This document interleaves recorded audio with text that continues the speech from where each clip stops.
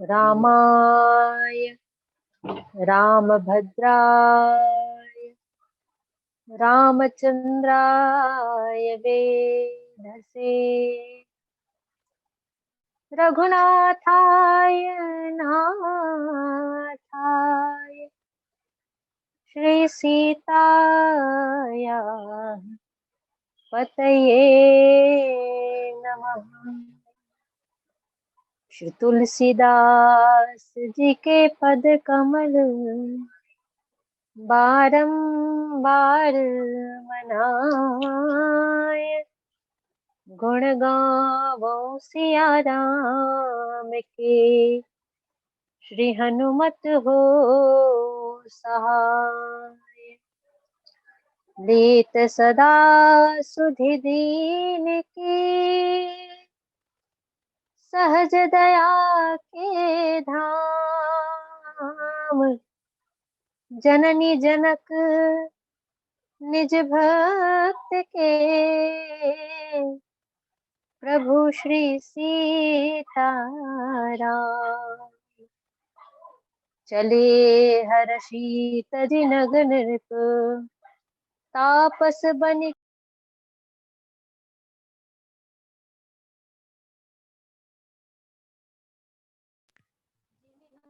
भगति पाई श्रम, तजहि आश्रमी चारि, सियावर रामचंद्र की जय। आज के इस ऑनलाइन मानस संगोष्ठी के पावन पटल पर जुड़े हुए सभी मानस रसिकों को, गुरुजन को मैं सादर प्रणाम करती हूँ। और आज आदरणीय पटेल भैया ने मुझे प्रभु की कथा गाकर अपने वाणी और मन को पवित्र करने का ये सुंदर अवसर दिया है, उसके लिए मैं आदरणीय पटेल भैया जी को सादर धन्यवाद और प्रणाम करती हूँ। तो आइए किष्किंधा कांड दोहा क्रमांक 16 को आधार बनाकर हम और आप सभी राम चर्चा करें। बहुत सुंदर प्रसंग है ये। उस समय का प्रसंग है जहाँ पूज्यपाद गोस्वामी तुलसीदास जी कहते हैं कि चले हर्षि तज नगन नृप, तापस बनिक भिखारी, जिमि हरि भगति पाई श्रम, तजहि आश्रमी चारि, सियावर रामचंद्र की जय। राम कथा प्रेमी श्रोता समाज, प्रस्तुत कथा प्रसंग में गोस्वामी तुलसीदास जी शरद ऋतु की महिमा का वर्णन कर रहे हैं।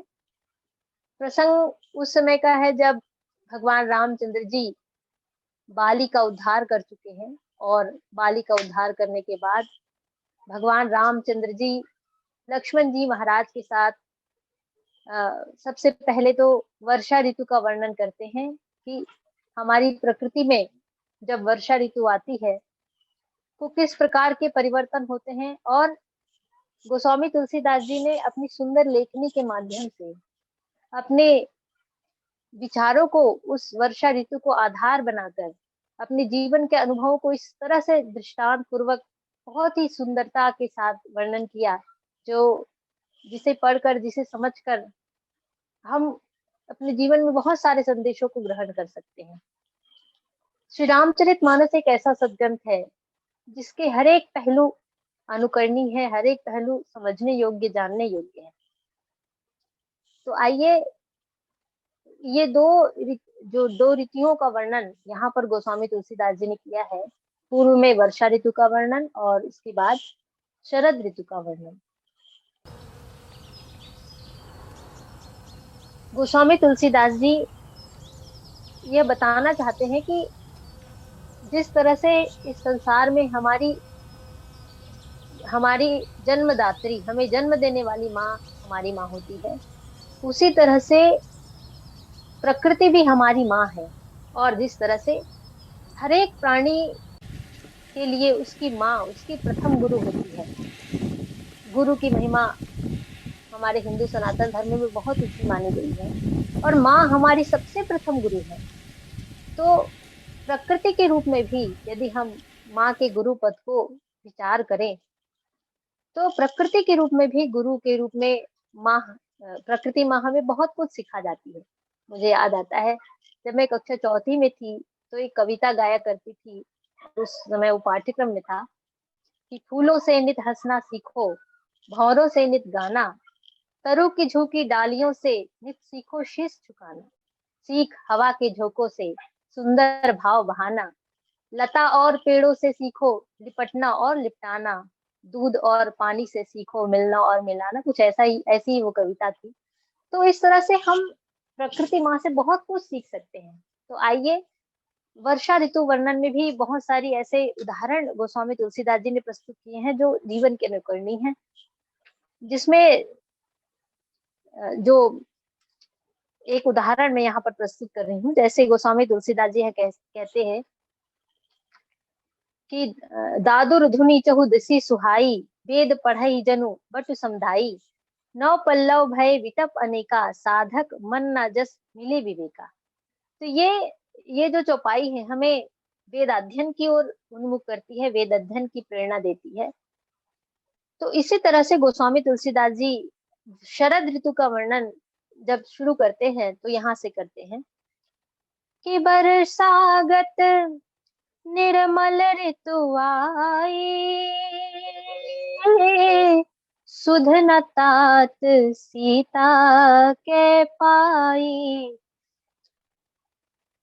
गोस्वामी तुलसीदास जी कहते हैं कि वर्षा विगत शरद ऋतु आई, लक्ष्मण देखो परम सुहाई, फूले का सकल मही छाई, जनु वर्षाकृत प्रकट बुढ़ाई। कहते हैं कि लक्ष्मण देखो, वर्षा ऋतु तो चली गई, अब शरद ऋतु का आगमन हो गया, और इस शरद ऋतु में हमें क्या क्या कुछ देखने को मिल रहा है। तो हमारा जो प्रसंग है उसमें कहते हैं कि चले हर्षि तज नगर रिप, तापस बनिक भिखारी, जिमि हरि भक्ति पाई श्रम, तजहि आश्रमी चारी। मानस कथा प्रेमी सज्जनों, गोस्वामी तुलसीदास जी कहते हैं कि शरद ऋतु जब आ गई, वर्षा ऋतु जब विराम की ओर है और उसके बाद शरद ऋतु का जब आगमन होता है, तो नृप, तापस, बनिक और भिखारी, नृप अर्थात राजा, तापस अर्थात तपस्वी, बनिक अर्थात व्यापारी और भिखारी, ये चारों अपने अपने स्थानों को छोड़कर चले गए। यानी वर्षा ऋतु में सभी अपने अपने स्थल पर ही चौमासे का समय व्यतीत कर रहे थे, लेकिन जैसे ही वर्षा ऋतु विराम हुआ, वर्षा ऋतु समाप्त हुई और शरद ऋतु की शुरुआत हुई, वैसे ही ये सब अपने अपने कर्म की ओर उन्मुख होने लगे। एक राजा जो है वो विजय की प्राप्ति के लिए, वो अपने अपने कर्तव्य की प्राप्ति के लिए वह अपने नगर को त्यागता है। एक तपस्वी जो है वह भी अपने तपस्या के लिए उन्मुख होता है, आगे बढ़ता है।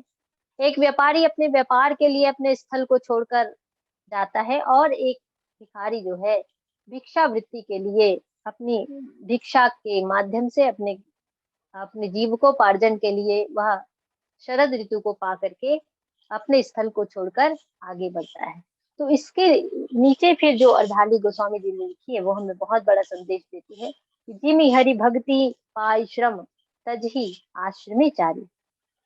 गोस्वामी जी कहते हैं कि जिस प्रकार एक राजा, एक तपस्वी, एक व्यापारी और एक भिखारी शरद ऋतु को पाकर विजय की कामना से तपस्या के लिए, व्यापार के लिए और भिक्षा के लिए अपने अपने स्थल को छोड़कर जाते हैं, स्थल का त्याग करते हैं, ठीक उसी प्रकार से एक मानव जो होता है वह मानो हरि भक्ति को पा करके चारों आश्रमों का परित्याग कर देता है। हरि भक्ति, यहाँ पर गोस्वामी जी कहना चाहते हैं कि मानव जीवन में जो चार आश्रमों की चर्चा की गई है, उन चारों आश्रमों का जो उद्देश्य है, जो लक्ष्य है, वो हरि भक्ति की प्राप्ति ही है। आप सभी जानते हैं कि हमारे भारतीय वाङ्मय में, हमारी भारतीय सनातन संस्कृति में मनुष्य की औसत आयु को 100 साल की मानी गई है। और बात अलग है कि आजकल हमारे कुछ खान पान, हमारी कुछ ऐसी जीवन शैली हो गई जिसके कारण 100 साल तक हम नहीं जी पाते, या जी भी लेते हैं तो निरोगी काया हमारी नहीं रह पाती। लेकिन जो पुरानी, जो हमारे जीवन को जो चार भागों में हमारे मनुष्यों ने विभक्त किया, जिसे हमने आश्रम का नाम दिया, तो ये जो चारों आश्रम है, ये चारों आश्रम हरि भक्ति की ओर हमें ले जाते हैं। और चारों आश्रमों के बाद जो सबसे आखिरी आश्रम है संन्यास आश्रम, जिसका लक्ष्य होता है भगवान की भक्ति को प्राप्त करना, मोक्ष को प्राप्त करना। और जब मोक्ष को जीव प्राप्त कर लेता है, उसके बाद वह अपने शरीर को त्यागता है। यही एक मानव जीवन का जो लक्ष्य है, यही हमारे मनुष्यों ने बताया है। तो मनुष्य की 100 साल की आयु को हमारे मनुष्यों ने 25-25 वर्ष की आयु में विभक्त करते हुए बताया कि 25 वर्ष तक की आयु, पहले 25 वर्ष तक की आयु को ब्रह्मचर्य आश्रम कहते हैं, अगले 25 को गृहस्थ आश्रम, फिर अगले 25 को वानप्रस्थ आश्रम और उसके बाद संन्यास आश्रम। संतों ने बताया है कि ब्रह्मचर्य का अर्थ होता है ब्रह्ममय आचरण करना, श्रेष्ठ आचरण करना। तो प्रथम जो 25 वर्ष का समय होता है, ये एक तरह से जो अगला आश्रम है गृहस्थ आश्रम, उसकी तैयारी ही है। उसके लिए अपने आप को तैयार करना, गृहस्थ आश्रम के लिए अपने आप को पूर्ण रूपेण तैयार करना ही ब्रह्मचर्य आश्रम का उद्देश्य है। तो ब्रह्म में आचरण करना, श्रेष्ठ आचरण करना, और इसके अंतर्गत हमारे 16 संस्कारों में से जो प्रमुख संस्कार है वो आते हैं, जैसे उपनयन संस्कार, विद्यारंभ संस्कार। ये जितने भी संस्कार आते हैं, ये ब्रह्मचर्य आश्रम के अंतर्गत रखे हैं। उपनयन यानी जो हमें गुरु के समीप ले जाता है, गुरु के समक्ष ले जाता है, और गुरु के आचरण को, जो सच्चे गुरु होते हैं उनके सदाचार को अपने में समाहित करना ही ब्रह्मचर्य का उद्देश्य होता है। ब्रह्मचारी जो होता है वह उसका जो मुख्य कार्य होता है वो वेद अध्ययन करना होता है, अध्ययन करना, और उस अध्ययन के साथ साथ व्यवहारिक जीवन के लिए जो जरूरी चीजें हैं उस विद्या को भी सीखना होता है, ताकि वो अपने अगले आश्रम को सुंदर बना सके और अपने अगले आश्रम में वह अच्छे से प्रवेश करके गृहस्थ आश्रम के उद्देश्यों की प्राप्ति कर सके। इस तरह से ब्रह्मचर्य आश्रम में वह इंद्रिय संयम करता है, विद्या अध्ययन करता है और व्यवहारिक कलाओं को सीखता है, और फिर वह गृहस्थ आश्रम में प्रवेश करता है। गृहस्थ आश्रम में जब व्यक्ति अपनी सहधर्मिणी के साथ प्रवेश करता है, तो गृहस्थ आश्रम का उद्देश्य हो जाता है कि इस आश्रम में पति और पत्नी दोनों मिलकर समाज की सेवा में लगे रहे और उत्तम संतान इस समाज को देवे, और गृहस्थ आश्रम के में रह करके वह बाकी तीनों आश्रमों में रहने वाले समाज के व्यक्तियों की सेवा करे। यही गृहस्थ आश्रम का मुख्य उद्देश्य होता है। और गृहस्थ आश्रम मानो वानप्रस्थ आश्रम की तैयारी है। आश्रम को मनुष्य ने कहा कि जैसे हम कोई गांव जाते हैं, कहीं जाते हैं, तो लगातार चलने के कारण हम थक जाते हैं तो एक ऐसा पड़ाव कहीं पर हम ढूंढते हैं जहां हम अपने सारे थकान को हम जहां पर मिटा सके, जहां बैठकर हम आराम कर सके और अपने अगले पड़ाव के लिए तैयारी कर सके। इसी तरह से गृहस्थ आश्रम की तैयारी मानो ब्रह्मचर्य आश्रम है, फिर वानप्रस्थ आश्रम की तैयारी मानो गृहस्थ आश्रम है। अब आइए वानप्रस्थ आश्रम में। तो वानप्रस्थ आश्रम में बताया गया है मनुष्यों के द्वारा कि अ, जब व्यक्ति लगभग 48-50 साल की आयु का हो जाए और उसे उसके पुत्र की प्राप्ति हो जाए, यानी लगभग 50 साल की उम्र के बाद यह आश्रम शुरू होता है। इस आश्रम में व्यक्ति जो है वो सांसारिक माया मोह से मुक्त होकर के अपने पारिवारिक दायित्वों को अ, एक तरह से वह मुक्त हो जाता है और अपने पुत्र को, अपनी संतान को सब कुछ सौंप करके समाज सेवा के कार्य में रत हो जाता है। उसका उद्देश्य हो जाता है कि वो समाज की सेवा में पूर्ण रूपेण रत हो जाए। समाज में जो उस समय बुराइयां चल रही हैं, कुप्रथाएं चल रही हैं, उसके निवारण के लिए वो आगे आए और उसके निवारण के लिए आगे आए और समाज में कदम के साथ कदम मिलाकर रहे। इंद्रिय संयम करना और सांसारिक बंधनों से मुक्त हो जाना, जो पारिवारिक दायित्व है उससे मुक्त होकर वह सिर्फ समाज के बारे में सोचे, यही वानप्रस्थ का उद्देश्य है। और इससे फिर आगे जब व्यक्ति बढ़ जाता है तो एक समय ऐसा आता है जब वह पूर्णतः जो है सांसारिक बंधनों से पूरा मुक्त होकर के और वासनाओं से, इच्छाओं से मुक्त होकर के राग, द्वेष, ईर्ष्या, अभिमान, काम, क्रोध, मद, लोभ जितनी भी विकार, वानप्रस्थ में जब वो समाज की सेवा करने के बाद आगे बढ़ता है तो एक समय ऐसा आता है जब वो सिर्फ मोक्ष की प्राप्ति के लिए ही अग्रसर होता है। उसको सिर्फ एक ही लक्ष्य दिखाई देता है कि वह ईश्वर की प्राप्ति के लिए इस संसार में उसका आगमन हुआ था। और ये जो तीनों आश्रमों के माध्यम से उसने संन्यास आश्रम की तैयारी की, उसने ब्रह्मचर्य में अपने 25 साल बिताए, उसने गृहस्थ में अपने 25 साल बिताए और फिर 25 वर्ष तक वह समाज की सेवा में लगा रहा। अब उसके जीवन का उद्देश्य हो जाता है कि वह सब कुछ त्याग करके अपने विकारों से मुक्त होकर के सिर्फ और सिर्फ साधना में रत रहे, योग क्रिया में रत रहे और ईश्वर की प्राप्ति है उसका, उसके जीवन का चरम लक्ष्य हो जाता है। तो ये जो इस वृत्ति को हमारे संतों ने संन्यास आश्रम का नाम दिया है। इस प्रकार हम देखें तो ये चारों आश्रमों का एक लक्ष्य है और वो लक्ष्य है हरि की भक्ति पाना, अ, हरि को प्राप्त करना, हरि की भक्ति को पाना। इसलिए गोस्वामी तुलसीदास जी यहाँ कहते हैं कि जिमी हरि भक्ति पाई श्रम तज तजहि आश्रमी चारी। चारों आश्रम के बारे में उत्तरकांड में राम राज्य में बहुत सुंदर और बहुत ही प्यारी चर्चा गोस्वामी तुलसीदास जी ने की है। वहां पर गोस्वामी तुलसीदास जी अयोध्या के नर नारियों की विशेषताओं का वर्णन करते हुए कहते हैं कि वर्णाश्रम निज निज धर्म, निरत वेद पथ लोग, चलहि सदा पावहि सुख ही, नहीं भय शोक न रोग, सियावर रामचंद्र की जय। अयोध्या के नर नारियों के बारे में गोस्वामी तुलसीदास जी ने यहाँ बताते हुए कहा कि अयोध्या के जो किसी प्रकार का भय, किसी प्रकार का रोग या शोक नहीं था। वे बिल्कुल निरोगी थे, वे शोक रहित थे, वे उनका जीवन बिल्कुल शांत था क्योंकि वो अपने जीवन में वर्ण और आश्रम व्यवस्था के अनुसार जीते थे।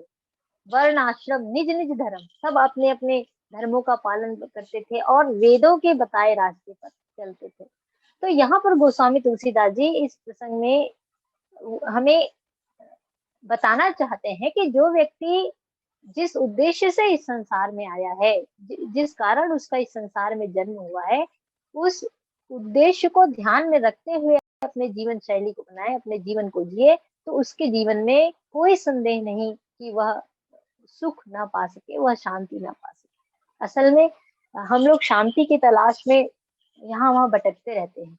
लेकिन संत कहते हैं कि शांति बाहर खोजने से नहीं मिलती, वो तो अपने ही अंदर विद्यमान है, अपने ही भीतर वह शांति विद्यमान है, जो भगवान की भक्ति को प्राप्त करने से ही प्राप्त हो सकता है। जब तो एक गीत मुझे यहाँ पर याद आता है कि जिसमें आदरणीय छत्तीसगढ़ के बहुत अच्छे साहित्यकार श्री लक्ष्मण मस्तूरिया जी कहते हैं कि उसमें एक जिज्ञासु होता है, वो जिज्ञासु एक ज्ञानी जी से पूछता है कि हे ज्ञानी जी, इस संसार में शांति कहाँ रहती है, इस संसार में प्रेम कौन सी नगरी में बसता है।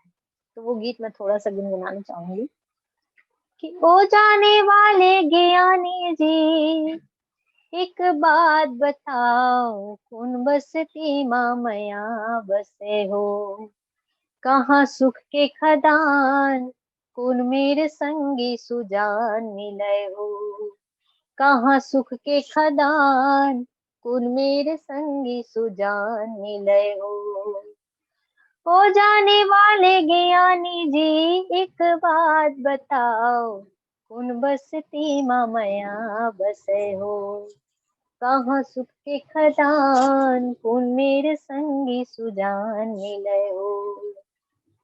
इसमें एक बहुत अच्छा अंतरा है कि का तोरे रद्दा मछल औ कपट नहीं है, मान अभिमान सिरागे है। एक सन्यासी की विशेषता है इस गीत में, का तोरे रद्दा मछल औ कपट नहीं है, मान अभिमान सिरागे है। जिनगी जन्म मिले काबर, मन खेला ज्ञान भेद सब पागे है। जिनगी जन्म मिले काबर, मन खेला ज्ञान भेद सब पागे है। कौन तपस्या ममन तपे, कौन तपस्या ममन तपे, जागे मन के भाग, टूटे सबे विश्वास जगै हो। कौन तपस्या ममन तपे, जागे मन के भाग, टूटे सबे विश्वास जगै हो जाने वाले ज्ञानी जी, एक बात बताओ, कौन बसती मामया बसे हो। यहाँ जिज्ञासु पूछ रहा है कि सन्यासी कौन, बोले जिसके जो छल कपट माया मोह से मुक्त हो गया हो। और वो पूछते हैं कि क्या आपने अपने जीवन में मानव जीवन के लक्ष्य को पहचान लिया है, क्या आपने जान लिया है कि वास्तव हेमलता में एक मिनट, वीडियो वीडियो चालू कर लो, वीडियो बंद है और थोड़ा पास रख ली मोबाइल ना, बहुत दूर हो गए, वीडियो बंद है, चालू कर लो हाँ ठीक ठीक। और थोड़ा सा पास रख लो ना। ठीक है, ठीक। असल में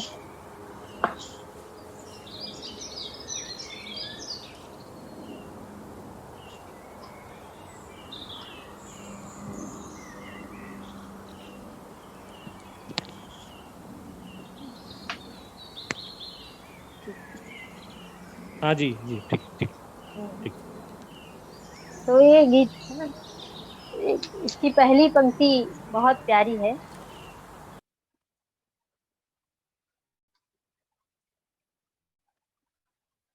गाँव गवई खोजो मंदिर तीरथ, शहर नगर खोजत हो। गाँव गवई खोजो मंदिर तीरथ, शहर नगर खोजत हो। जिंदगी के रूप आधार, कहाँ पोथी पढ़ पढ़ आँखी भिजोवत हो। जिंदगी के रूप आधार, कहाँ पोथी पढ़ पढ़ आँखी भिजोवत हो। मनमा नहीं थिर ना कहूँ, मनमा नहीं थिर ना कहूँ, कहूँ रोके न पाऊँ, कहूँ मेरे मन बैरी नहीं रमय हो। मनमा नहीं थिर ना कहूँ, कहूँ रोके न पाऊँ, कहूँ मेरे मन बैरी नहीं रमय हो जाने वाले ज्ञानी जी, एक बात बताओ, कौन बसती मामया बसे हो जाने वाले ज्ञानी जी, एक बात बताओ, कौन बसती मामया बसे हो। तो ये गीत सुनकर आप सभी समझ गए होंगे कि वास्तव में मानव जीवन का लक्ष्य क्या है। गोस्वामी तुलसीदास जी भी हमें यहाँ पर यही बात कहना चाहते हैं कि मानव जीवन का एकमात्र लक्ष्य है अपने मन की चंचलता को स्थिर करना, अपने जीवन में शांति की प्राप्ति करना।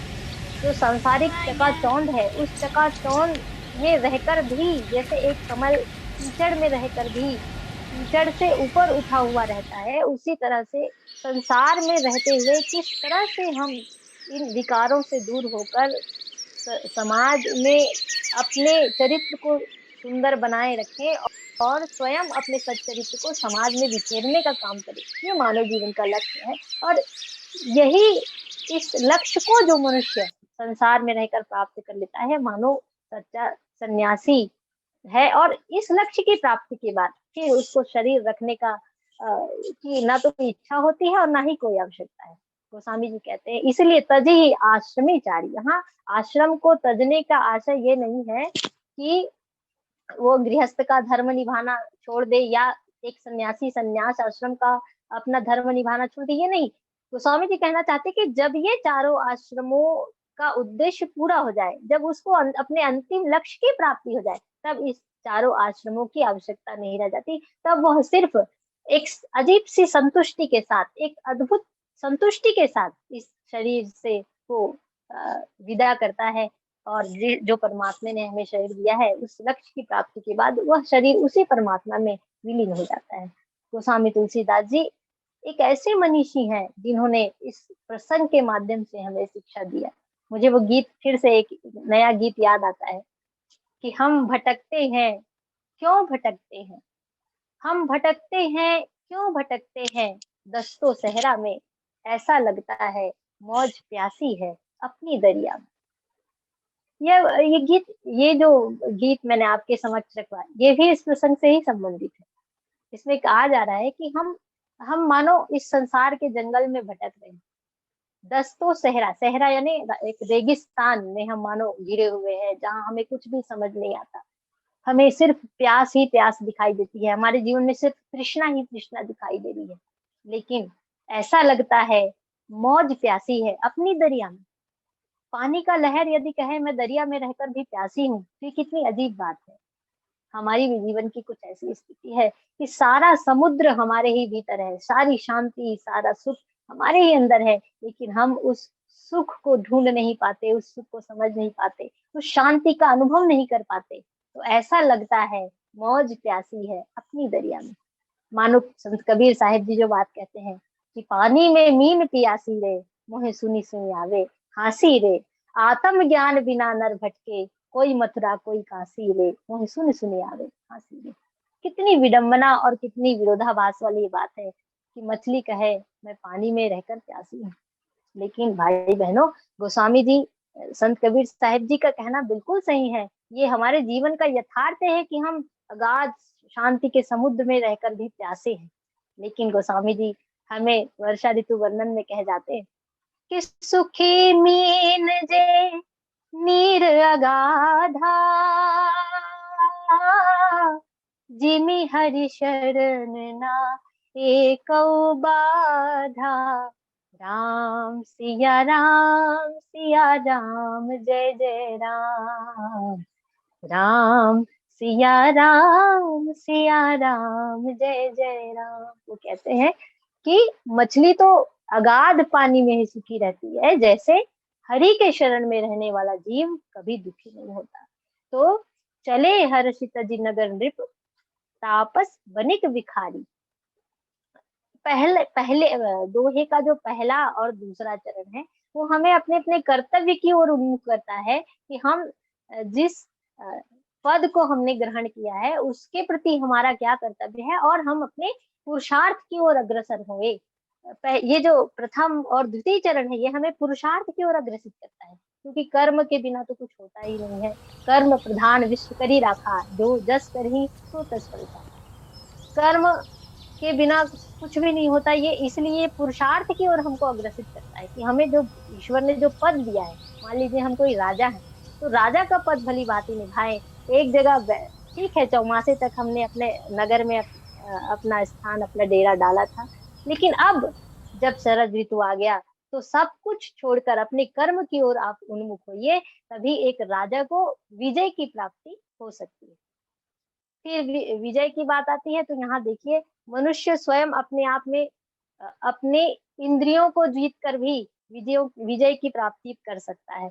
ये विजय किस उद्देश्य से, विजय शब्द को हम इस तरह से भी समझ सकते हैं, जो धर्मरथ प्रसंग में थोड़ा सा उसको जोड़ के हम देखें तो वास्तविक विजय क्या है? हम स्वयं अपने मन के राजा राजा बन जाएं, हम स्वयं स्वामी बन जाएं। जो जैसे स्वामी विवेकानंद जी का नाम है, स्वामी विवेकानंद, जिसके जीवन में विवेक होगा उसी के जीवन में आनंद होगा।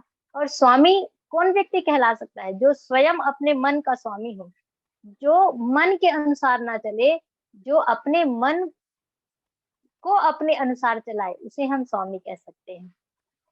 तो मन को विजय प्राप्त करने की बात मानस में कही गई है। दंड जतिन कर भेद नर्तक नृत्य समाज।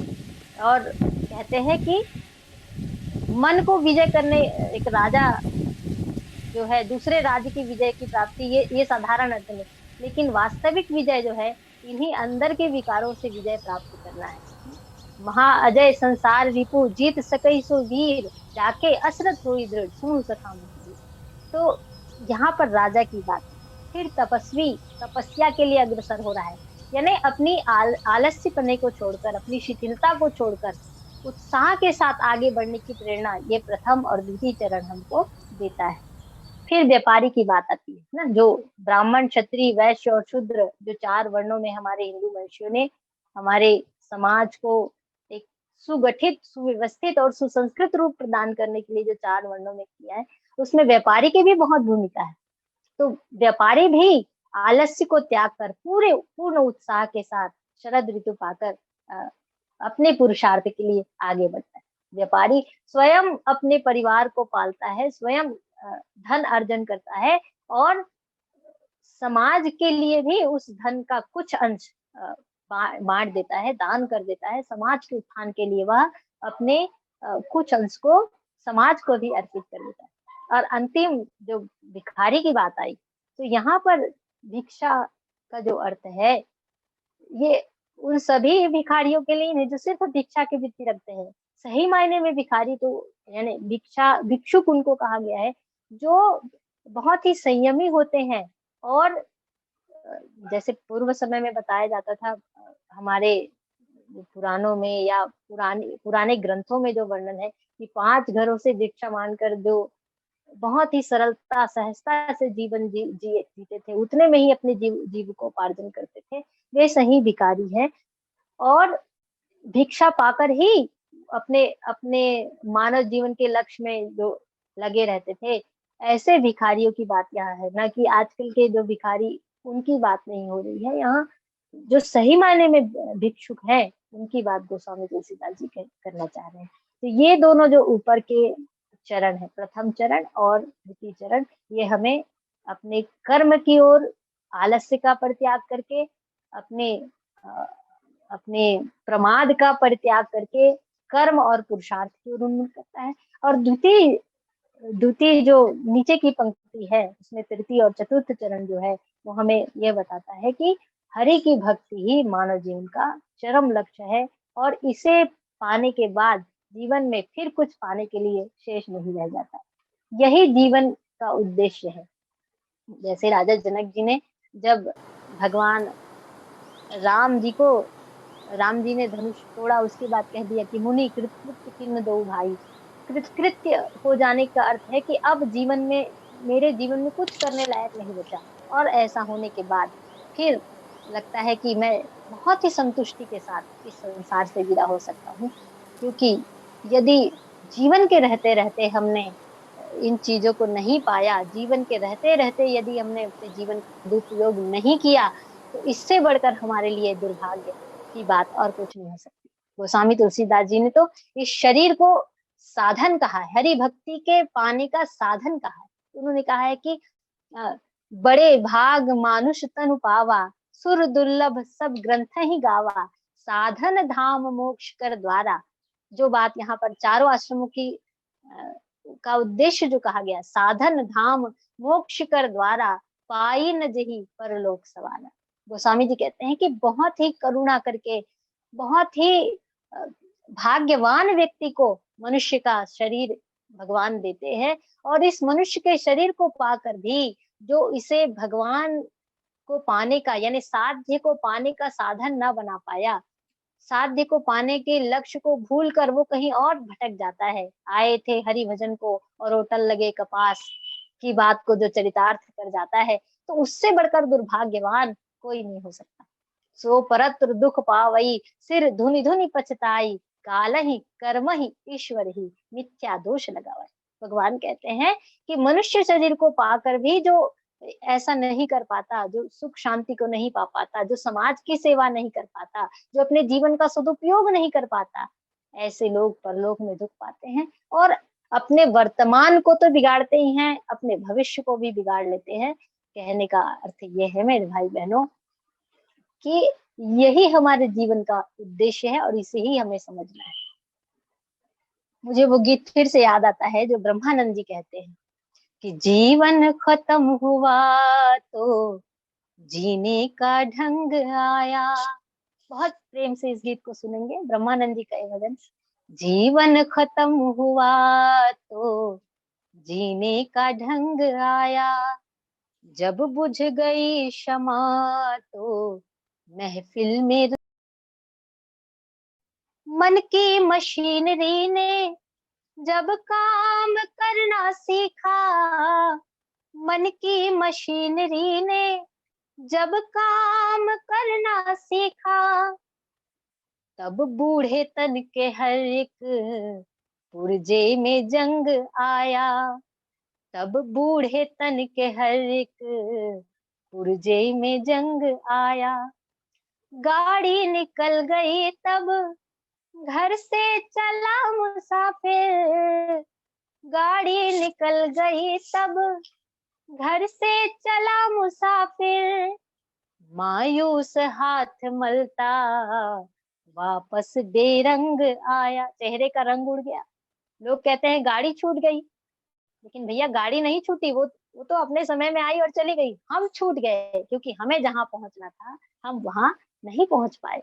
हमको जिस जगह पर पहुंचनी थी, इस सारे जीवन को हमने यूं ही दुरुपयोग करके बिता दिया और जिस जो लक्ष्य हमें प्राप्त करना था वहां तक हम नहीं पहुंच पाए।